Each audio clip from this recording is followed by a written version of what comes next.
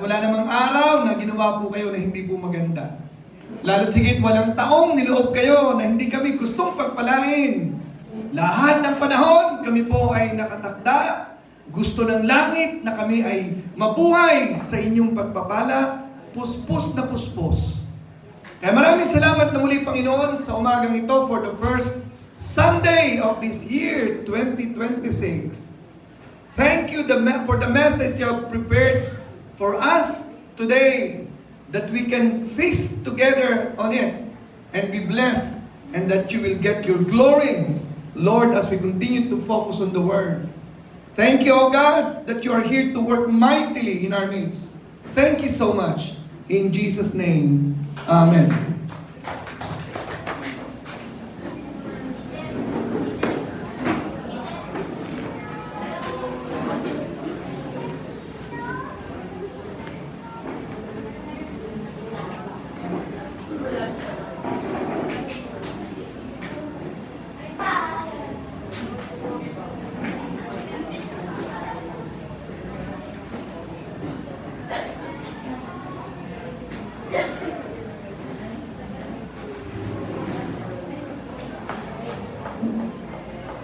Okay. Wala si Ate Janet. Wala si Janet, no? Wala ba si Ate Janet doon? Okay na. Ready na po ba kayo sa Word of God? Okay, ready na kayo? Are you ready? Okay, ang message na meron kong inihanda ngayon ay, naalala ko pag kami mga message ako minsan may lalapit, Pastor, your message is one of the best that I've ever heard. May mga ganun eh, no? But today, I'm going to give you one of the best that I can give. Not only for the whole year, but for the rest of your life. Pag hindi nyo na-catch up to, sayang. Sayang. Ito yung pinaka-message ng prosperity. Nag-preach po ako last time, prosperity, the true prosperity, at yun po ulitin ko, part 2 ng true prosperity. Bago ko magpatuloy, gusto kong tanong muna kayo, naintindihan niyo na po ba ang ibig sabihin ng kasaganaan? Ha? Sino sumagot? O ano, sige nga, ano ibig sabihin ng kasaganaan? Ha? Yung nagsabing yes eh. Ha? Kasaganaan. Prosperity. Success. Blessings that abound. Last Sunday, ang preaching ko, hindi ganon. Sabi ko nung last Sunday, ang tunay na kasaganaan ay ang pagsasakatuparan ng kalooban ng Diyos sa buhay mo. Kaya ang Kristiyano, ang kanyang pinaka-obsession, hanapin niya ang kalooban ng Diyos sa buhay niya kasi nandun ang susi ng kanyang prosperity. Wow! At kung titignan po natin, this is a common understanding among pastors, which is also in line with the vision statement of the church. We have a vision statement and the mission statement, right? Ano po ba yung mission statement natin, nakalink po yun kay God eh. Ano po ba yung kanyang pinaka-mission sa atin? Yun din dapat ang mission natin, pinaka. Di ba? Romans 8, 28 and 29. So, ang kalooban ng Panginoon sa buhay natin, na siyang pinaka-major, na dito natin kukunin unang-una ang susi ng tagumpay. Okay, hello? Are you there? Okay, ano po yun? Ang pinaka-goal ng Panginoon sa papunta sa lupa, hindi lang upang magligtas. Nagbanggit ako last time sa inyo ng word na prototype, di ba? Brother Elmer, no? So, inunahan niyo po yung prototype. Siya po yung prototype. The firstborn from the dead. The firstborn among many brethren. Nasaan na po tayo? Romans 8, please. Romans 8, 28 and 29. Yeah. Romans 8, 28 and 29. Okay, sa pasimula pa lang ng message ko, dapat naintindihin niyo na ang ibig sabihin ng prosperity. Ang sabi niyan, alam natin ang lahat ng bagay ay nagkakalakip-lakip sa Tagalog.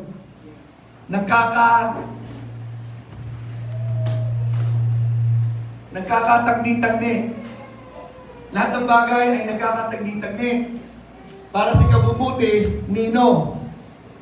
Sa ikabubuti ng mga taong iniibig, to them that love, umiibig sa Diyos, at mga taong tinawag niya sa ayon sa kanyang layunin.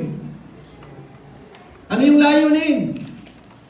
Nasa verse 29. Anong layunin ng Panginoon sa atin?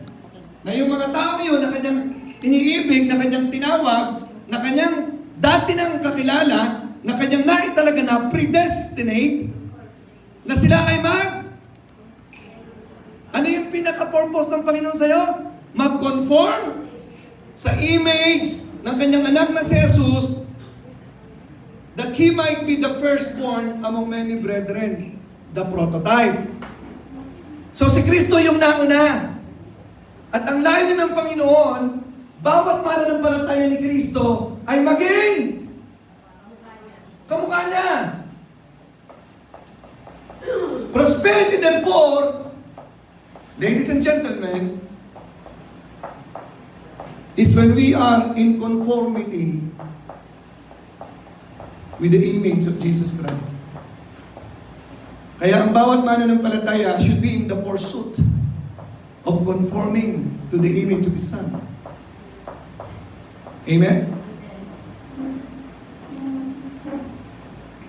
Ang success mo at ang prosperity mo ay parallel lamang sa degree kung gaano ka kamukha ni Kristo. Nagtanong po ako last time sa gauge 1 to 10, anong gauge mo kung kamukha ka ni Kristo? Karamihan pong sumagot, mga humble po yung mga tao dito, 1. Pero sa totoo lang, 0 ho yun eh, ginawa lang nilang 1. Joke lang. O ngayon, tanong! Lumipas na ang isang linggo. Nakakalungkot po, kumusta ka na ngayon? Gaya pa rin ng dati, nung isang taon, ganun pa rin. O ano may reverse mo na? Ganun pa rin, John 3:16, ha?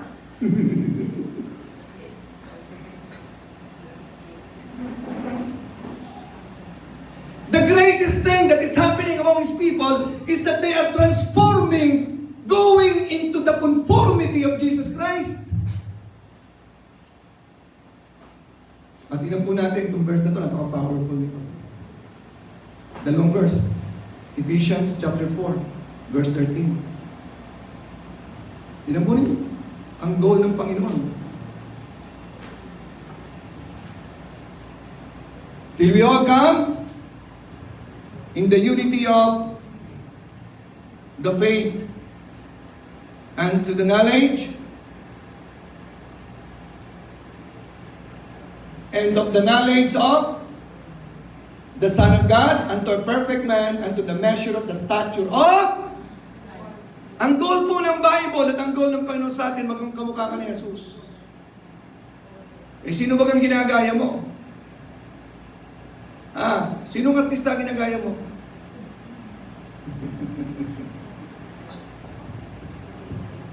Si Kevin, kamukha ni Tom Cruise eh.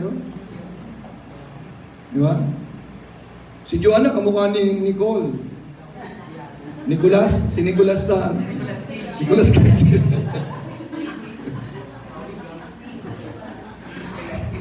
Nicolas Cage pala. Si Dennis, kamukha ni Dennis Tornillo ba? O Trillo? Kanino ka ba talagang kamukha? Ang goal ng Panginoon sa atin, maging kamukha tayo ng kanyang anak na si Jesus.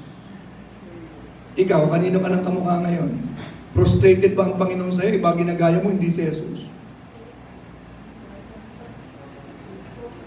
Prosperity is therefore to be like Christ. Last time, ako po ay binasag ko po yung kaisipan na si Kristo ay mahirap, dapat tayo gayahin natin siya maging mahirap din.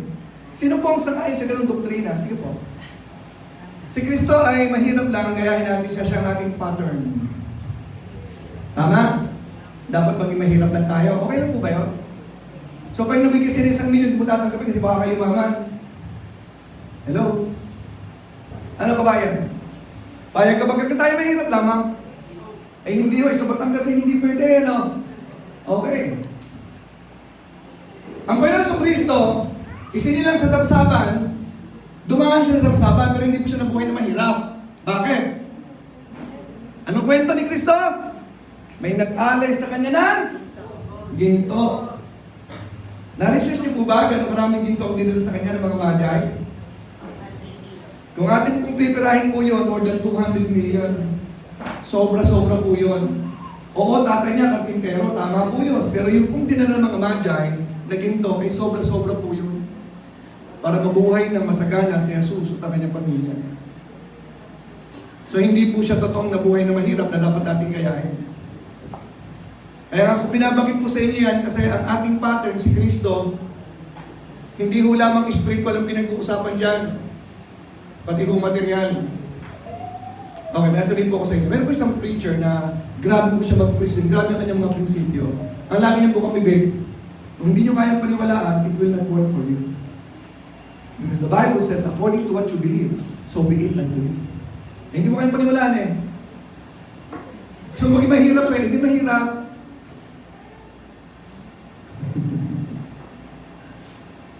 Okay, so ngayon, may have your eyes on me now. Doon sa mga tao, okay, na nagsisikap maging mayaman na walang kasamang Kristo, tumigil muna kayo. Pag sinabing Kristo, kabanalan, kasaganaan, magkakasama at kapangyarihan. Tandaan niyo yung letter P, 4 na letter P. Personality of Christ. Yun ang ating i-imitate. Number 2, the power of Christ, the authority, the rule of Christ. We are here to rule. And then, kasaganaan ni Kristo, KKK, PPP, prosperity, personality, power. And then the program of Christ, the church is the program. The soul winning is the program. Amen? Okay.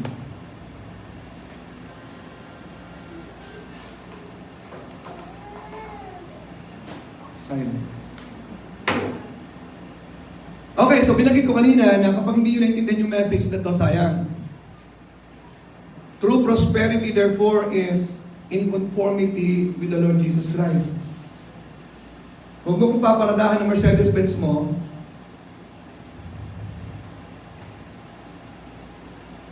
ng Ferrari mo, na hindi ka naman banal. Ang hinahanga ang tao, may hangaan ko yung gulog ng kotse mo. Pero ang kahangaan ng tao, naka-Ferrari na, may pera pa. Pera at Ferrari. Banal, ibig ko sabihin. Banal na, naka-Ferrari pa. Amen? Grabe. Huwag mo akong sasabihin, mayaman ka na ngayon, pero hindi ka naman tapat sa Panginoon mo, ligwak. Amen? You stop for a while. If you are in the pursuit of riches in this world, and you are not in the pursuit of in conformity to the Lord Jesus Christ, you stop for a while. Stop! Refocus! Pursue to become the image of Christ, in conformity with the image of Christ, and then start with your business, with the pursuit, more intense to become like Christ.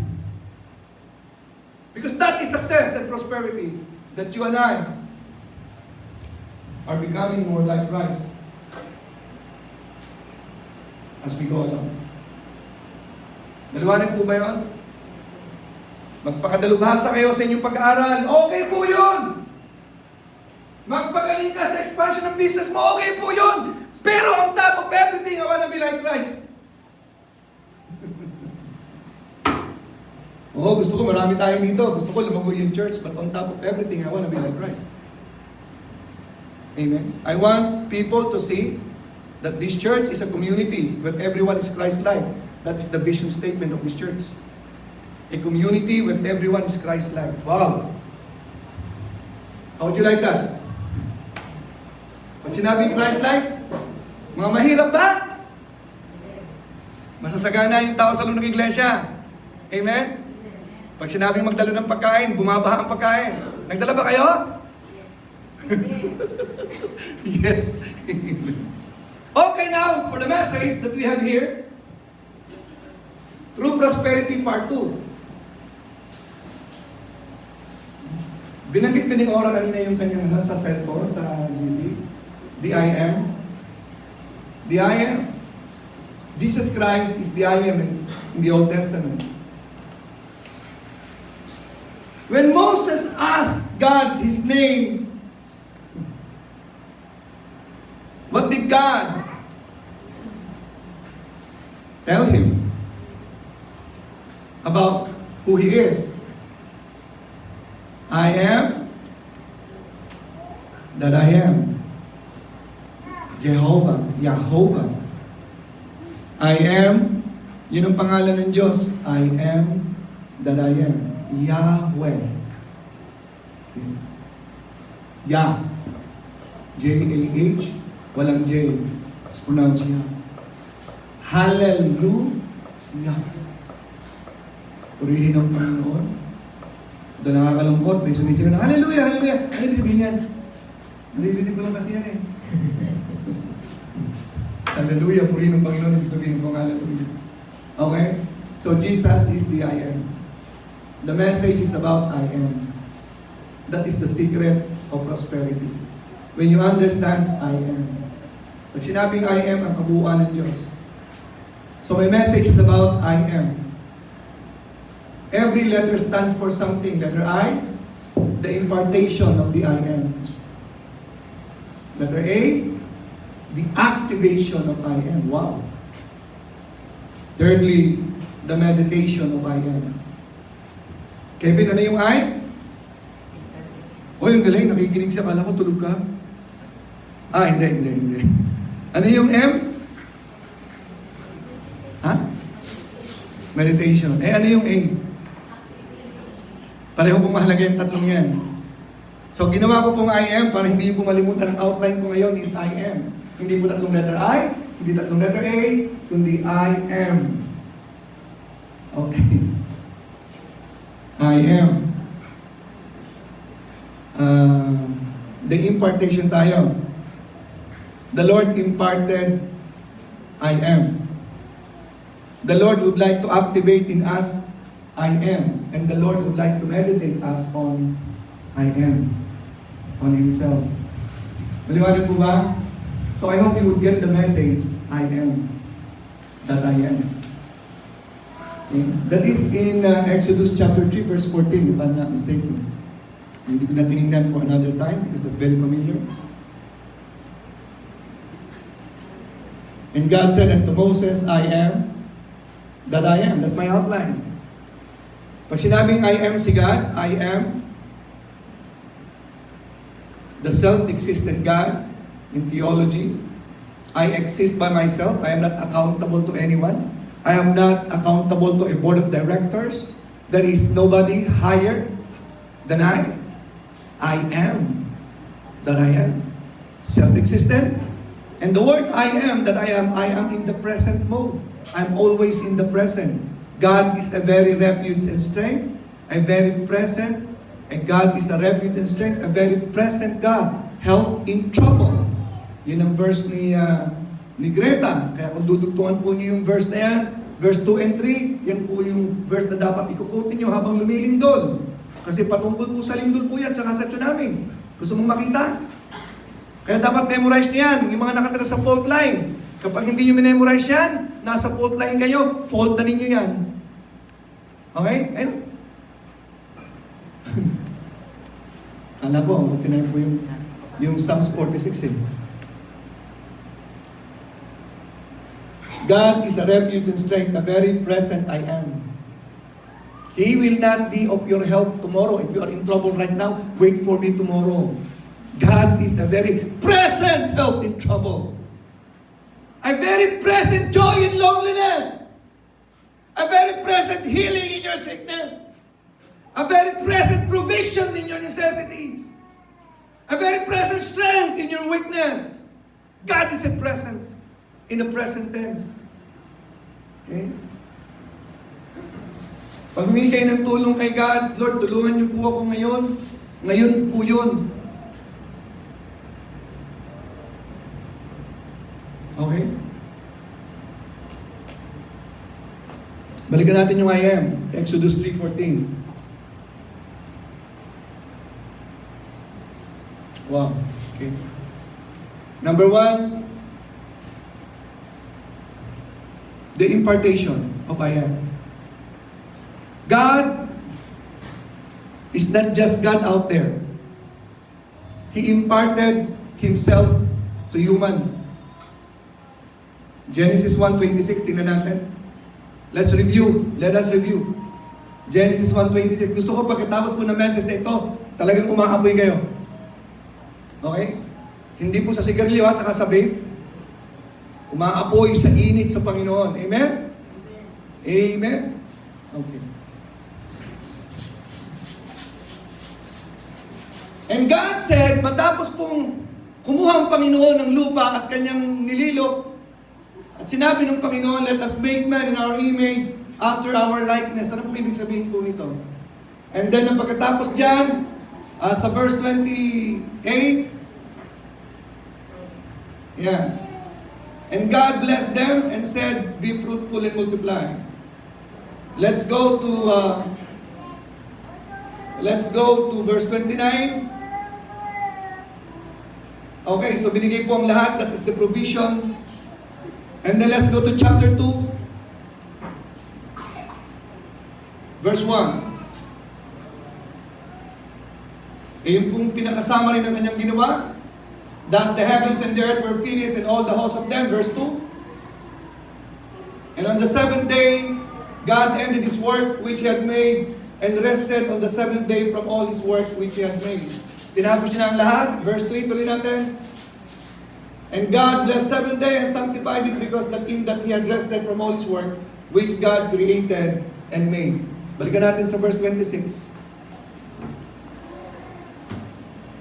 Let us make chapter 1 verse 26. Saan tayo nilikha ng Diyos? According saan?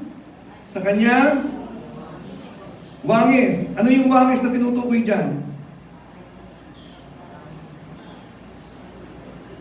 Kung nilikha ka sa wangis ng Diyos, anong iniisip mong wangis ng Diyos ka?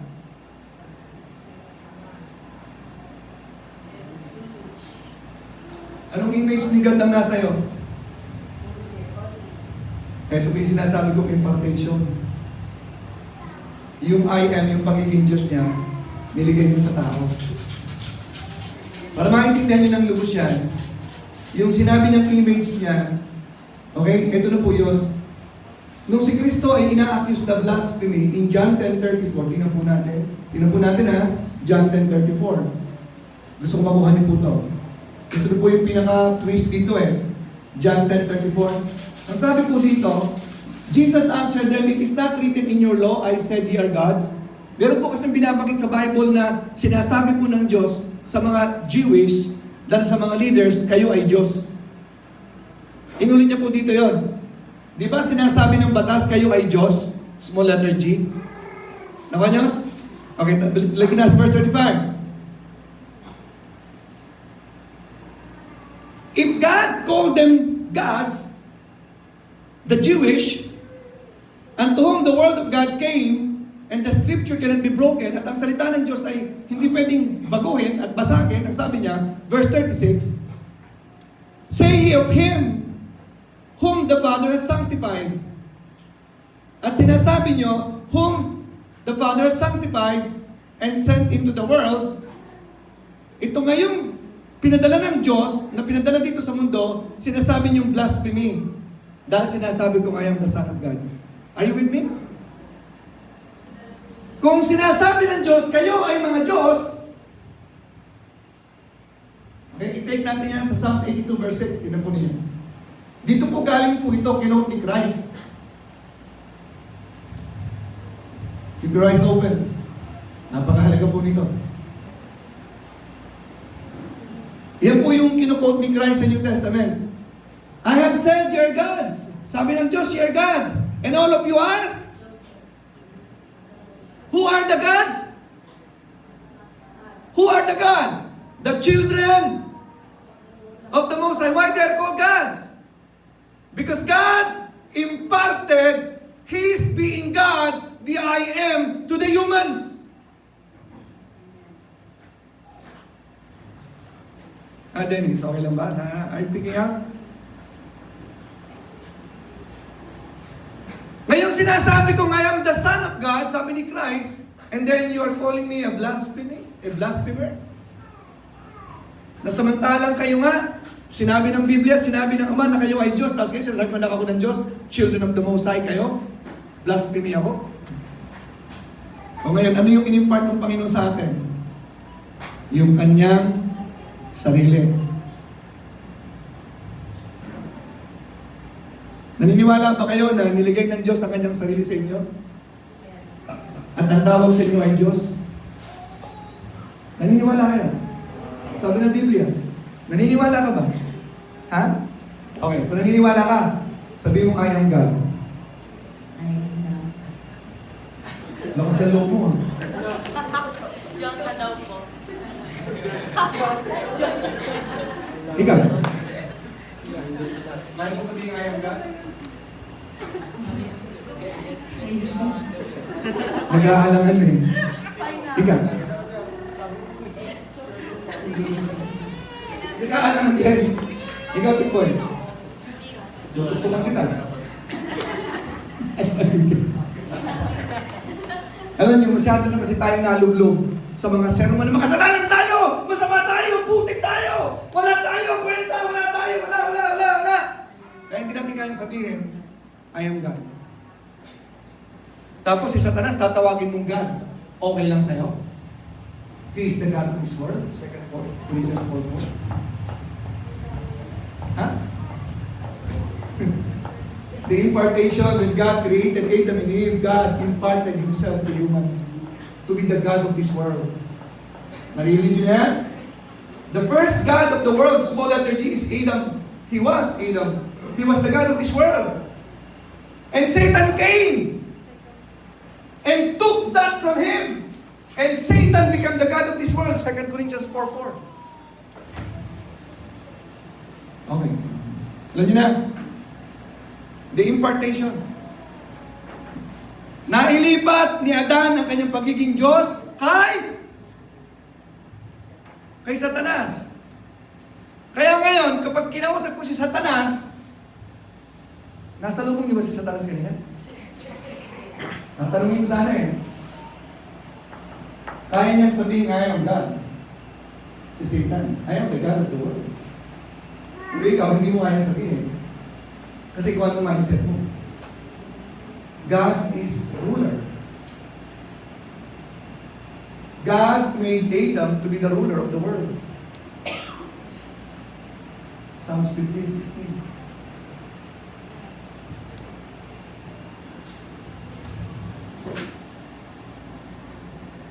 Ikaw, Liz, kaya mo sabihin I am God? Nakikinig ang lolo mo, oh. Nakita nyo, alangan tayong sabihin yan. Pero sabi ng Bible, in whom the God of this world, Satan. Ikaw, Daniel, kaya mo sabihin I am God? Pag-isigaw mo nga. Wow! Manang-mana sa nanay.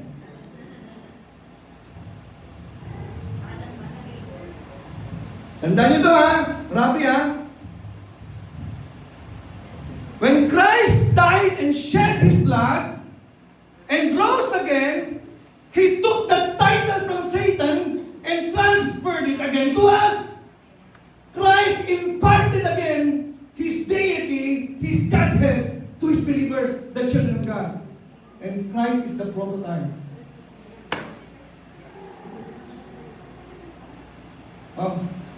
Naniniwala ka?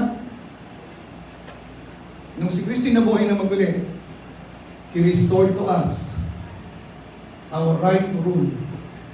He restored to us our holiness. He restored to us our prosperity.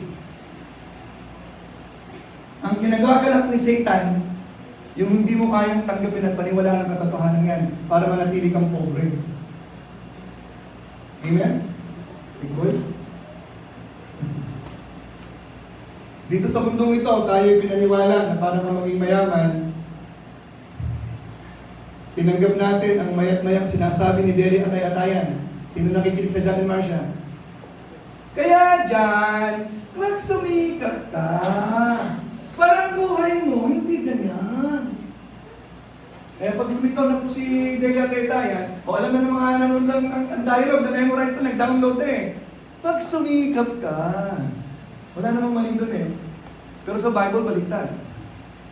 Hindi ka magsisika para kung may mayaman. Mayaman ka na. Sabi ng Bible. Amen? Amen? So pag hindi nyo naiintindihan ito, sabi ko kanina, sayang. Kahit anong gustuin mo sa buhay mo, hindi siya mangyayari kasi hindi mo kayang paniwalaan.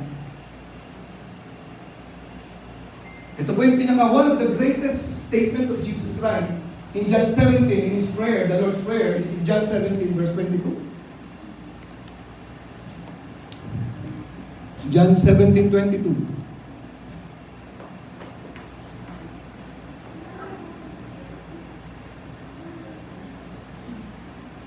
And the glory which thou gavest me, I have given them, sabi niya kay Father. Sino yung them? Sino yung them? Ikaw yun, Alexa. Ikaw yun, Kat. Ikaw yun, Samil. The word glory is the I am.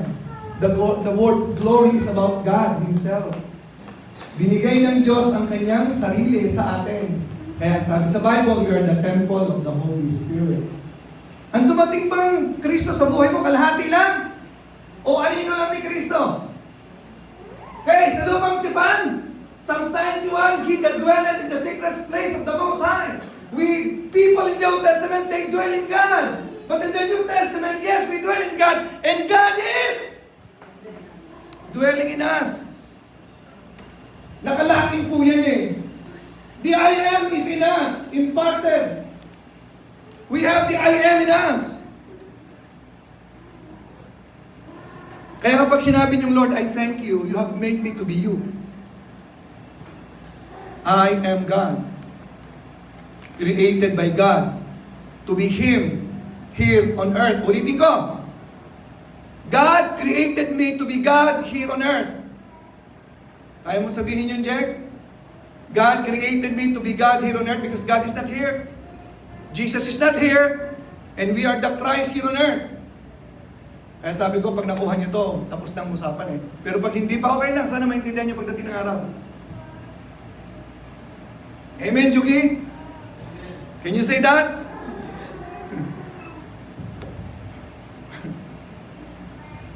Christ imparted Himself to us, 2 Corinthians 5:17. Nakipagkaisa tayo kay Diyos, kay Kristo, kaya si Kristo at tayo iisa. Kung sino si Jesus, yun ka.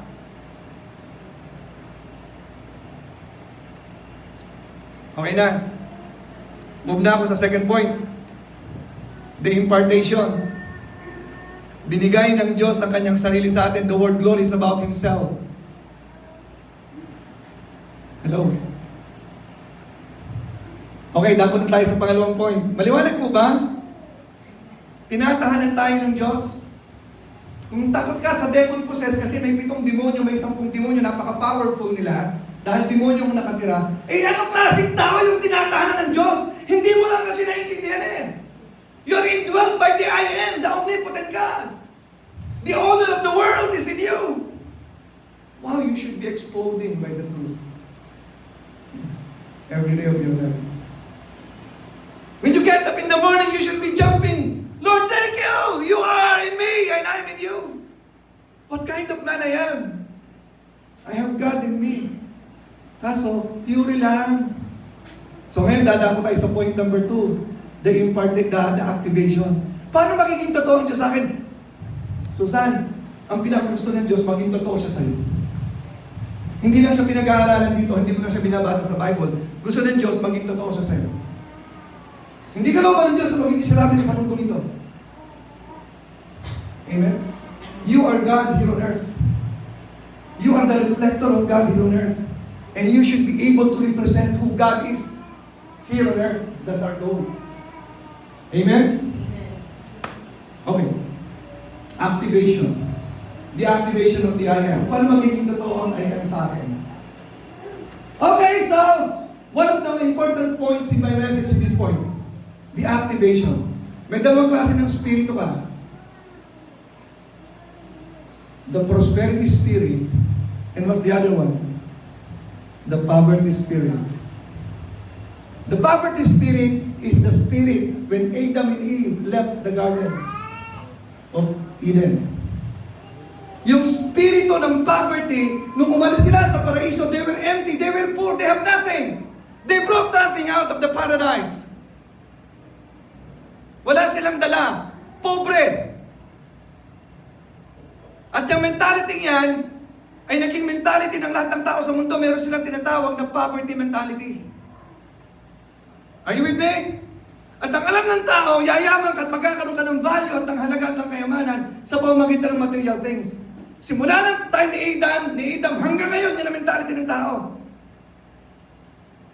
Yayaman ka because of material things. Without God. Deception. Amen? You know why we have that poverty mentality? It came from Adam and Eve, passed on to generation after generation. Kaya tayo, dahil sana tayo naging buhay na mahirap, dahil sa pamilyang mahirap, parang wala ka ng karapatan maging mayaman, at kahit sabihin sa iyo, yayaman tayo, ayaw mong tanggapin. Kaya hindi talaga nangyayari. Kaya maraming Kristiyano nabubuhay pa rin kahit Kristiyano. Banal nga, mabait nga, pobre naman. Dahil bitbit pa rin nila ang tinatawag na poverty spirit.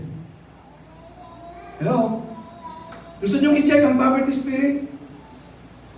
Activation. Kaya sinasabing activation kasi poverty mentality ka eh. I-activate natin ang prosperity spirit. Atin munang tingnan ano yung poverty mentality. Okay? Tatlong bagay. Number 1, CIA. Letter C. Okay? Ang poverty spirit, ganito yan. Meron siyang tinatawag na covetous spirit. Tandaan niyo si Gehazi, nung pinagaling ni Elisha, si Naaman, may dala mga gift. Sabi ni Elisha, hindi ako tumatanggap niyan. Si Gehazi, yung servant, nung malayo na yung si Naaman, hinapon niya. Hoy, nagbago ng isip ni boss. Akin na yung gift mo.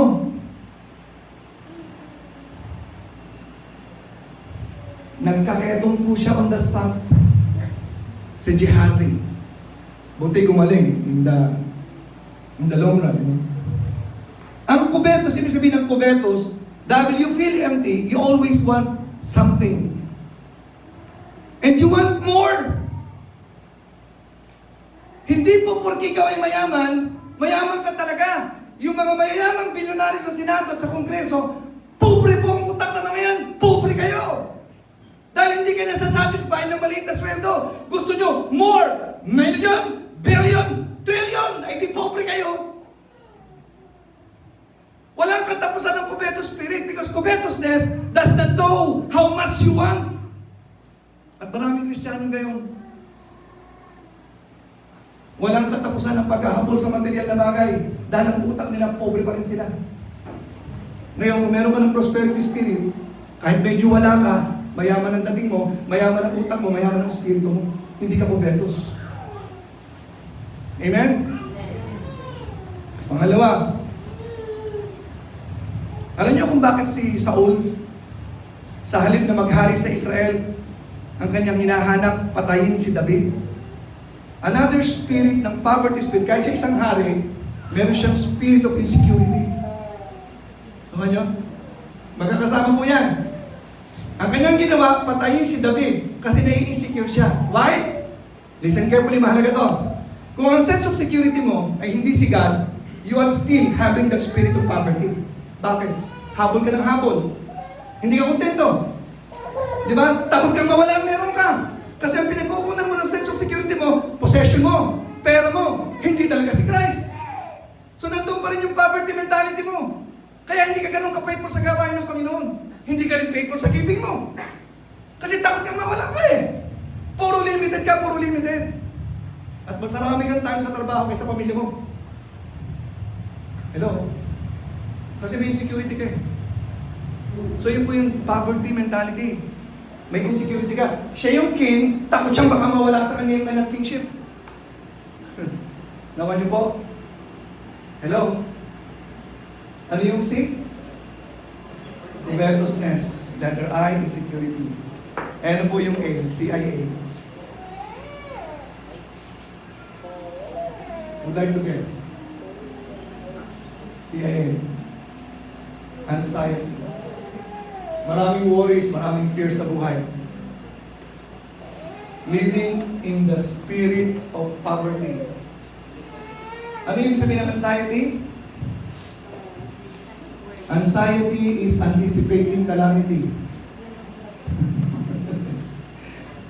Lagi sa may nakikitang mawawalan ako. Lagi sa may nakikitang pangit na future. Kaya siya magiging kubertos. Kaya siya full ng insecurity kasi nga poverty mentality. Kuha niyo na? Okay. How will I activate the true spirit of... Okay lang ba? Sumusunod ba sa akin yan? Ayan. Sana may makarinig na congressman sa akin tsaka senador, kaso wala eh. Nakikinig ngayon si Irene, no? Kasi hindi sila nakapag-church eh, no? Ang may prosperity spirit, dumadaan na wala ka, nakakapangutang ka pa nga, pero masaya kang tao, kontento ka. Hindi ibig sabihin na wala kang pera, hindi ka mayaman. Hindi rin ibig sabihin na marami kang pera, mayaman ka. Maliwanag mo ba? Alam niyo na ang true spirit to ng prosperity? Okay, I want to activate that. Last time, nag-preach ako niyan. Paano ko i-activate ang aking prosperity spirit? Paano mawawala ang poverty mentality? Hello? This is my point. I gave you 4 letter A about activation. Last time, hey, be awakened into the true reality, the spirit of prosperity. Ngayon, alam mo, nasa iyo ang Diyos. Mayaman ka o mahirap? Mayaman. Be awake into the reality na mayaman ka. So that the poverty spirit will go away. I am rich. Kaso lang, hanggang awit lang tayo. Let the weak say, I am strong. Let the poor say, I am rich. Hanggang doon lang ngayon. But you are not awakened to that reality. Ano yung ibig sabihin ng awaken into the reality? Galing ka ng pobreng environment. Okay? Nakita mo?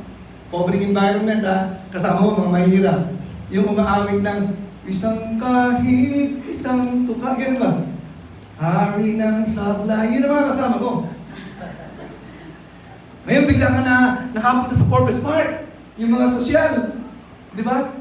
Mag-iiba ka, hindi. Mag-iiba ka ng kilos. Kasi mga sosyal ang kasama ko eh. Para mag-aanap ka sa sitwasyon. Dapat yung paggamit ko ng mga kutsara nito, ingat ako. Alam mo din yung parang sa soup. Parang sa soup. Di ba, iba't ba ng kutsara yan eh. May sa soup, may sa salad. Sa Forbes Park. So nag-iiba ka ng galaw. You are now awakened into the new environment. To be awakened into your spirituality. The true prosperity. Gigising ka, mayaman ka. Meron kang 4 na P. The personality of God. Gumising ka.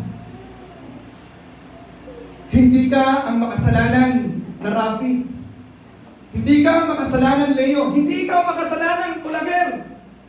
Banal ka na. Gumising ka sa pagiging kabanalan mo. Hindi ka ang marupok. Ang tao'y kay rupok, kay dalil, lumimok. Hindi ka marupok! Sabi mo, hindi ako marupok. Kahinaan ko kasi talaga yun. Pag nakakita ko ng pogi, kahinaan ko talaga yun. Di ba? Hindi ako marupok. Nasa akin ang kapangyarihan ng Diyos. Hindi totoong ako ay mahina. Nasa akin ang kalakasan ng Diyos. At hindi totoong pobre ako! Mayaman ako! Nasa akin ang Diyos, masagana ang Diyos ko, masagana ako. Huwag mong hintayin magkalaman ng pera ang bulsa mo, wallet mo, para mo sabihin mayaman ka. Pag sinasabi mong mayaman ka, lalapit ang kayamanan sa'yo. Pero pag sinabi mong mahirap ka, puro kahirapan na lahat. At ang pinakakaibigan mong madalas mong makita, si Judith at si Manny. Meron pang isa. Kilala niyo yung isa? Si Juna? Junay! Dapat bayaran na. Judith? O yun, sa barkada. Kaibigan mo yun. Kaya punong-puno ka ng anxiety kasi natatakot ka, malapit na si Judith dumating. Si Manny nakamotor, Bombay, maniningil.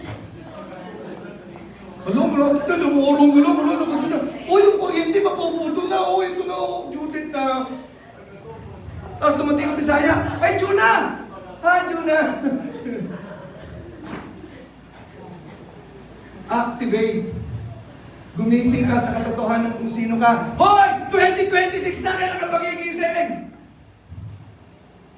That is Ephesians 4. Ephesians 5:14, awake thou that sleepest. Arise from the dead and Christ shall give thee light. Okay. To be awakened, okay? To be awakened. Another verse from to be awakened is Romans 6:11. Take note of this. Napakahalagang verse nito. Mahalagang verse nito. Okay? Ang sabi dyan, likewise, reckon. Ano yung sabi ng word na reckon? To account it as true. To account is as true. Napatay ka na sa sarili mo at buhay ka sa Diyos. Alive, awake, enthusiastic. I'm alive, alert, awake, enthusiastic. I'm alive, alert, awake, enthusiastic. I'm alive, alert, awake, alert, alive. I'm awake, alert, alive, enthusiastic. Are you alive in God? Can you say, I am God?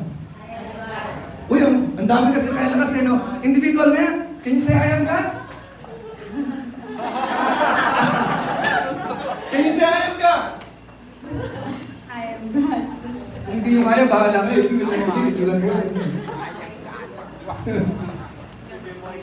Inis lang niya eh. Sabi niya, I am good. I am God. I have God in me, and I'm entitled to use the word I am. I am. The I am is in me. Okay. By the way, mamaya po open ang Lord's Supper natin. Sayang wala si Tati Johnny. Open ang Lord's Supper mamaya. After this, magbinarianda po tayo. At pagkatapos proceed sa Lord's Supper, anyone can participate for this new year. And find your healing. Find healing emotionally, psychologically, spiritually. Healing for your sickness or disease, whatever it is. Awake. Alive. Iisa po yan. The next letter A na aking binigay last time is what? Align. Naka-align na po. Alam niyo, natutuwa ko po, kumatan kami ng gawain. Last Monday. Last Monday ba yun? The other day. New Year, umaten kami. May nag-invite po sa amin. Okay? Dalawang beses kong sinubukan ang kanyang discernment. Unang-una may pinakarinig akong message, na song. Kaya ano masasabi mo dito? Sabi niya, parang nararamdaman ko yung song na yun dito eh. Kasi yung song na yun ay tinutugtog ng isang violinist na parang galing sa heaven that brings healing. Sabi ko na-discern niya yun.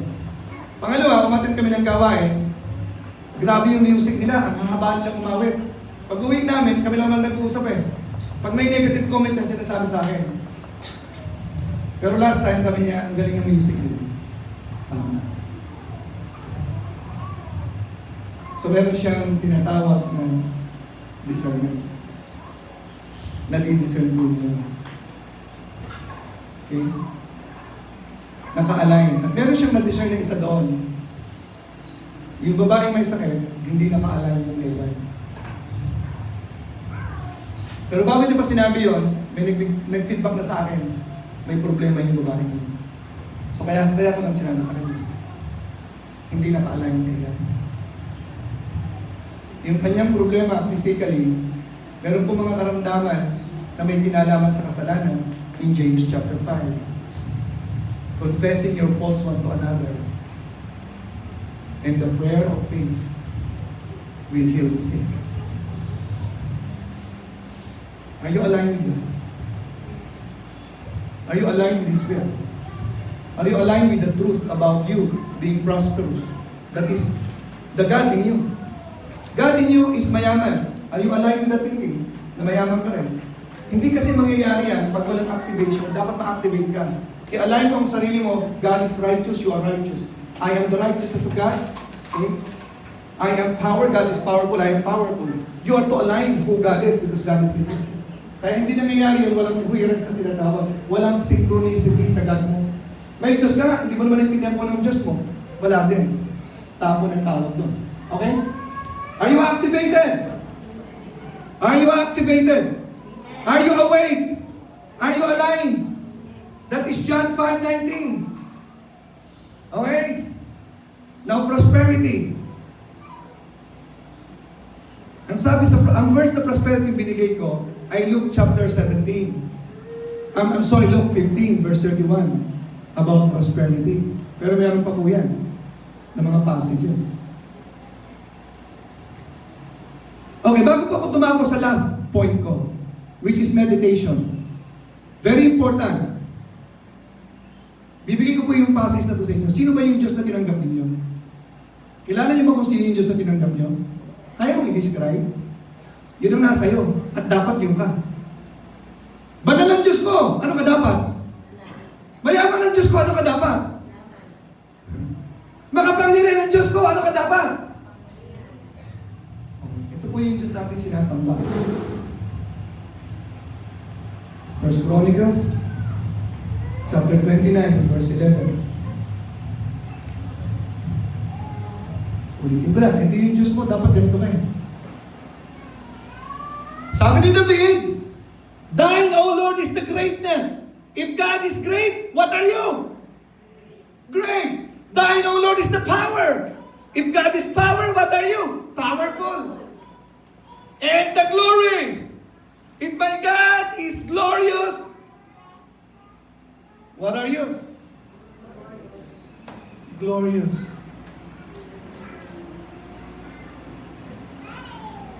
God is the God of victory. What are you? Victorious. The poverty spirit is the spirit of victimhood. The prosperity spirit is the spirit of victory. I am a victor. Can you say that, Mavic, I'm a victor? Ha? Hindi dapat hindi. I'm Victoria. Babae ka. Joke lang. I am a victor. I was born to be a victor. I was not born to be a victim. I was born to be a better person, not bitter. Do you understand that? Activation. Awake. Align. Last. There are two.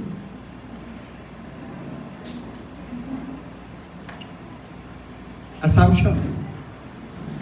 Ano yung sabihin ng word na assumption? Sino nag-aaral sa Assumption University? Ano yung sabihin ng word na assumption? Ina-assume mo. Ina-assume. Assuming na parang totoo. Okay, ito na po yung verse ng assuming, ha? 1 John 4:17. Are you ready with this verse? Assuming. Hello? Sino po nakaka-pick up ng message ko? Please pagtaas ang mic. Pagkita, okay, mahiya kung hindi. Okay, magtaas. Okay lang? Sa dalawa. At least may dalawa.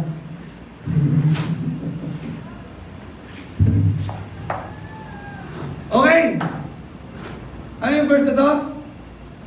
Hello? Pakibasa nga po ang verse na to. Herein is our love made perfect, that we may have boldness in the day of judgment. Why? Because as He is, so are we in the world. Kung ano si Kristo, dapat ganun ka sa mundong ito. Conformity to Jesus Christ is true prosperity. I am assuming to be Christ here on earth. Christ is not here in the flesh. You are the Christ Here, right now. Who Christ is, you must be. Who Christ is who you are to be. Yan ang ibig sabihin ng verse na yan. We are the temple of the Holy Spirit. Okay? Kung sino si God, dapat yun ka dito sa mundo. Amen? I want you to be obsessed in the pursuit of conformity with Christ. Because that is true prosperity. Next, where my last point. Number 1, activation is to be awake, to be alive,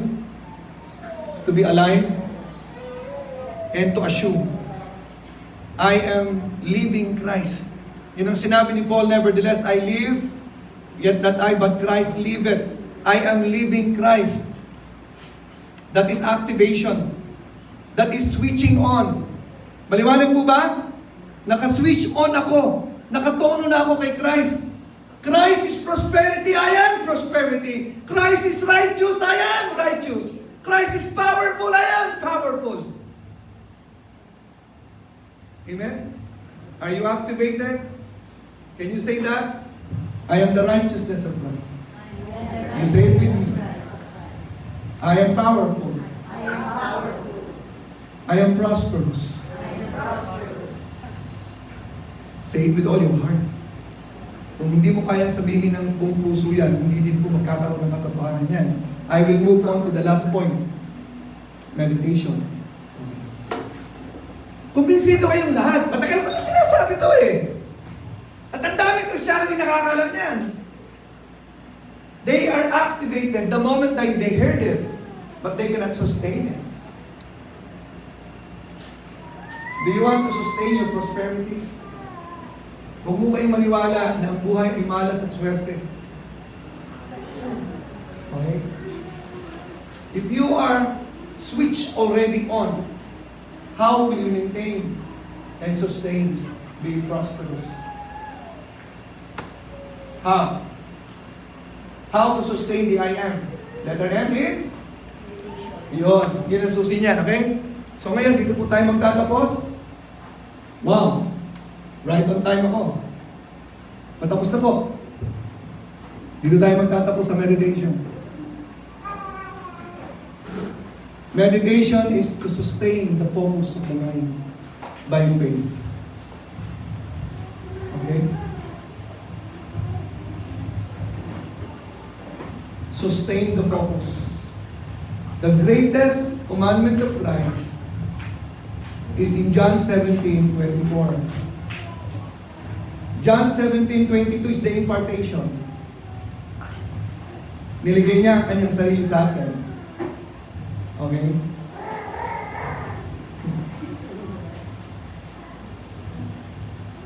John 17:24. Nahanap na yung manner? John 17:24.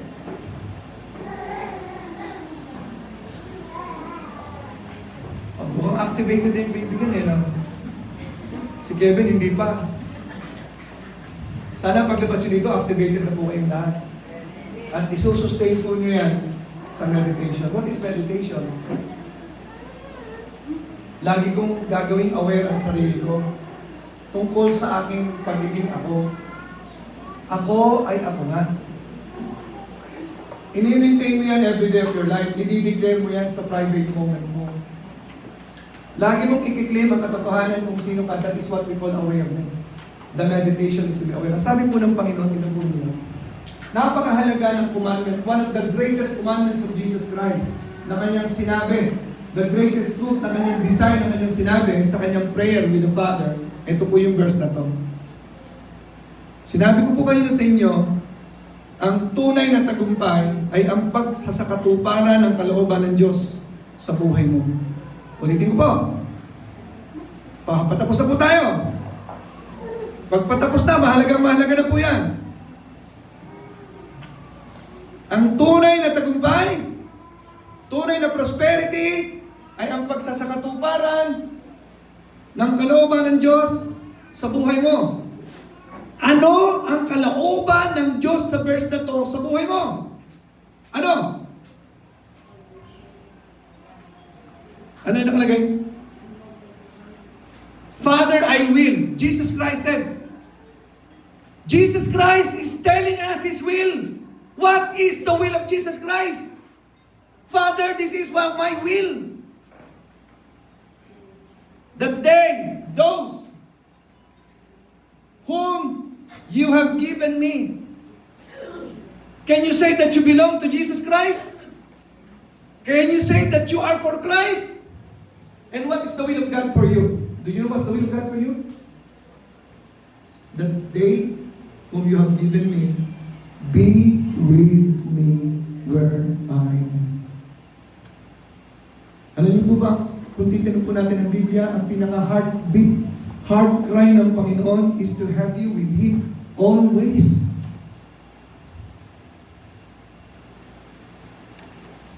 What for? For you to behold His glory. Para lagi mong pagmasdan ang kanyang kalwalhatian. Kapag pinagmamasdan mo lagi ang kanyang kalwalhatian sa pamamagitan ng kanyang salita, sa pamamagitan ng pagbulay-bulay, meditation, nakikita mo siya sa kanyang salita, nalalaman mo kung sino ka. At nailalabas mo sa pagkatao mo, the I am. Activated, meditated, realized. Do you want to realize the I am in your life? Sustain that by meditation. In every morning of your life, you meditate the Word. Memorize the Scripture as much as you can. So to have Christ realized, to become the Christ here on earth. One of the statements that I always say in my prayer in the morning, Lord, I thank you, I am the brightness of your drawing. And I am the express image of your person. Gusto ng Lord, tayo ay maging siya dito sa ibabaw ng lupa. Okay niyo? Kung hindi po ganun ang portion po natin, wala tayo dapat sa church. Kung nasa church ka, ang portion ng church, ang church na ito ay maging kamukha ni Kristo. Hindi lamang po tayo nagpapakabanal, yumayamang nagpapakabanal. Amen? Okay, finally, meditation is this. By 4-letter V, ako sinabi sa inyo before. Okay, take note of this letter V. 4. You visualize God. You visualize who you are. Nakikita mo kung sino ka sa brain mo, sa mind mo. Okay? Kaya pag nagme-meditate ka, it involves visualization. Hello? What is letter V? Next letter V. Emotionalize it or vitalize. Dapat yung nakikita mo at pinaniniwalaan mo tungkol sa'yo, masaya ka. Yun po yung susi. Okay? Masaya ka sa mga pinaniniwalaan mo, kahit masaya ka sa mga ginagawa mo. Okay? Pag walang saya sa pinaniniwalaan mo, belief lang yon. Hindi mo talaga paniniwala. Dahil ang paniniwala affects your emotion. Kung naniniwala kang mayaman ka, malungkot ka ba? Kung naniniwala kang makapangyarihan ka, malungkot ka ba? Makapangyarihan ako. Pero malungkot yung boses mo. Hindi ho yun o-obra. Dapat, yes! To tell you honestly, pag nagpipray po ako at binibera ko ng mga ano ko, yes! Gumagano po ako. Gusto kong isigaw ang mga paniniwala ko kasi masaya ko sa pinaniniwala ko. Okay lang ba yan? Ano sa asawa mo? I love you. Wala eh, no? Wala eh. Ganun pa eh, no? I love you. Wala eh, no? Dapat masaya ka sa pinaniniwalaan mo. Yun po yung epekto ng tunay na paniniwala. And the next letter B, biniverbalize mo. Yung nararamdaman mo, sinasabi mo na may saya. Kasi masaya ka, alangan naman. May emosyon yan eh.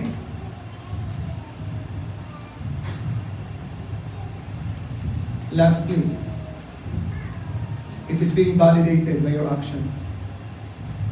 the believing and the behaving are already at work. When your believing affects your behaving, that's it. Ang problema sa atin, ibang pinaniniwalaan, ibang behavior. Walang synchronization ba? Kasi walang meditation. The key to behaving what you believing is meditation. When you meditate the activation. I am aligned. I am awake. I am assuming to be Christ here on earth.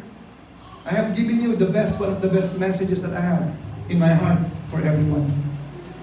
If you will still live a poor kind of life this 2026, you have not understood the message. Paglabas mo dito, dapat feeling na mayaman ka. Amen? May sabihin po ko sa inyo, paano ko itetest na mayaman ako? Isang bagay lang, sasabihin ko sa inyo to. Tingnan nyo ha.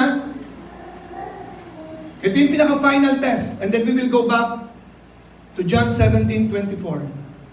One of the final tests ng isang taong masagana, ng isang taong mayaman at makapangyarihan na binabanggit ko na sa inyo nung una is in 2 Corinthians chapter 8. 2 Corinthians chapter 8, come on! Finally!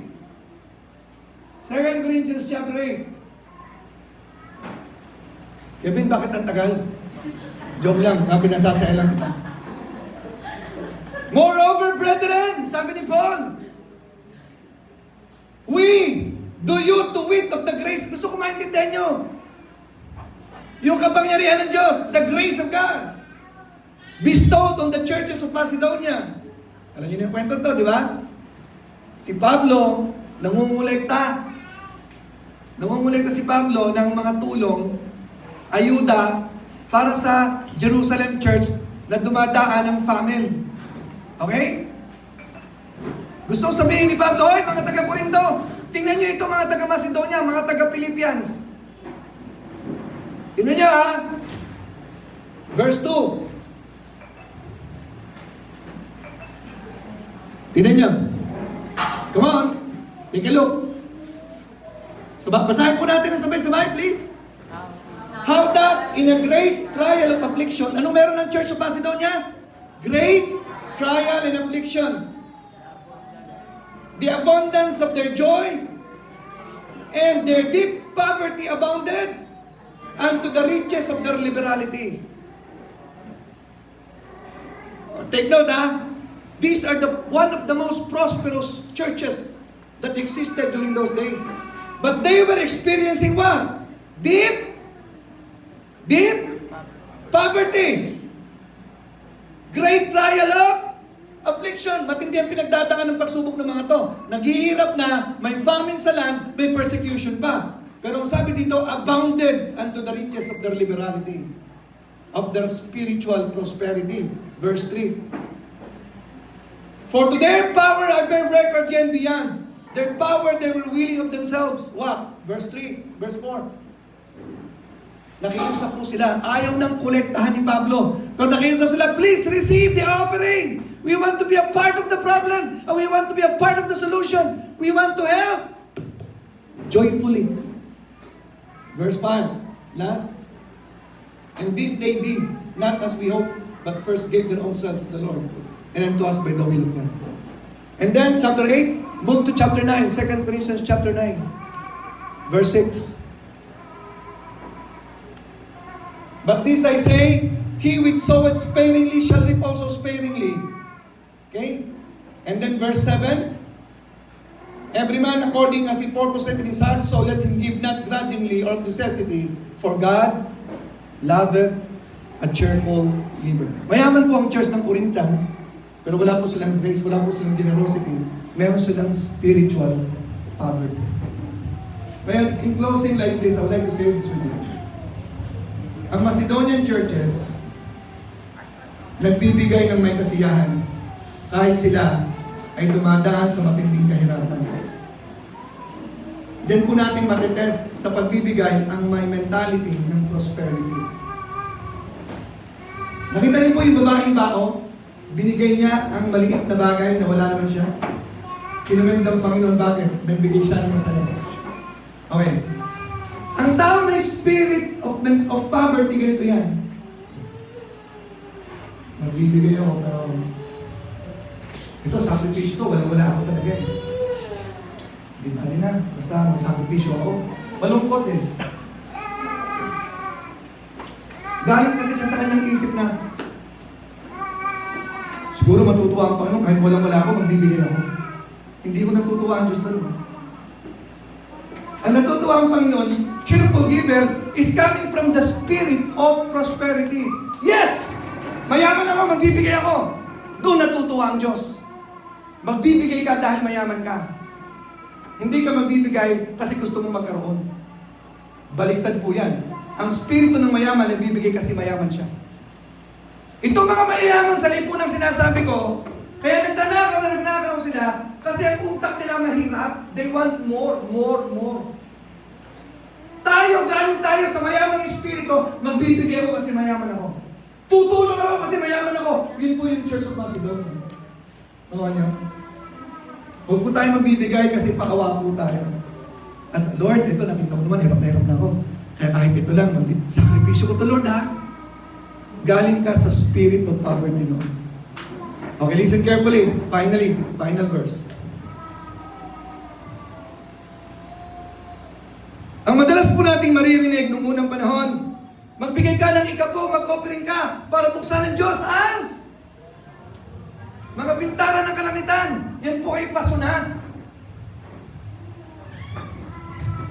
Hindi ako magbibigay para buksan ng Diyos ang bintana ng kalangitan. Ibig sabihin, wala ako. Gusto ko magkaroon. Hindi ho yan ang prinsipyo ng Biblia sa New Testament. Magbibigay ako kasi binigay na ng Diyos ang langit sa akin.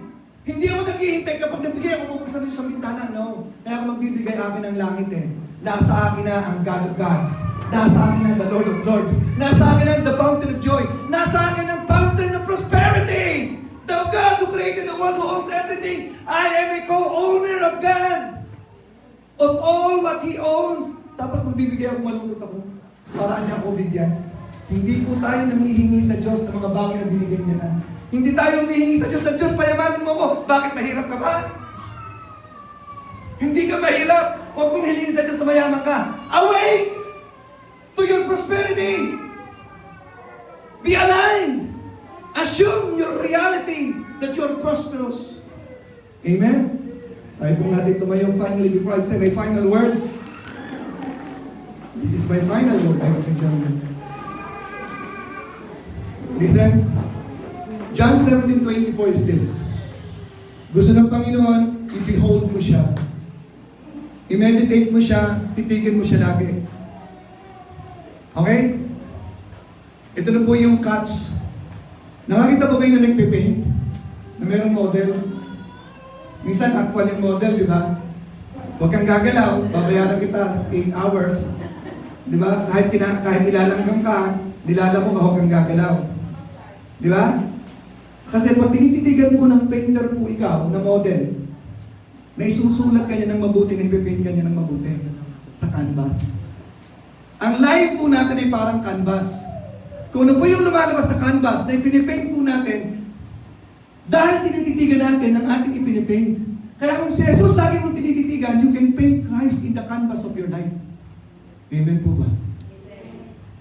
Behold the glory of God. At mamaya po sa Lord's Supper, yun po yung karugtong ng preaching na to. Pag hindi nyo narinig mamayang hapon yung preaching karugtong nito sa Lord's Supper, kulang. Mamaya po yung karugtong ng preaching to. Okay? So para sa mga bisita natin, you're invited to join the Lord's Supper and find your blessing and healing through the Lord's Supper. Para sa mga bisita natin, Elmer, ang aming Lord's Supper is separated activity in the afternoon. Okay? Mamaya, pagkatapos po ng ating merienda, let's proceed to the Lord's Supper. At ihanda po mamaya ang ating po mga wine. Okay? So may wine na po tayo dyan. Gin ba ngayon? Gin ba yung wine natin? Yung tinapay natin, ano ba tinapay?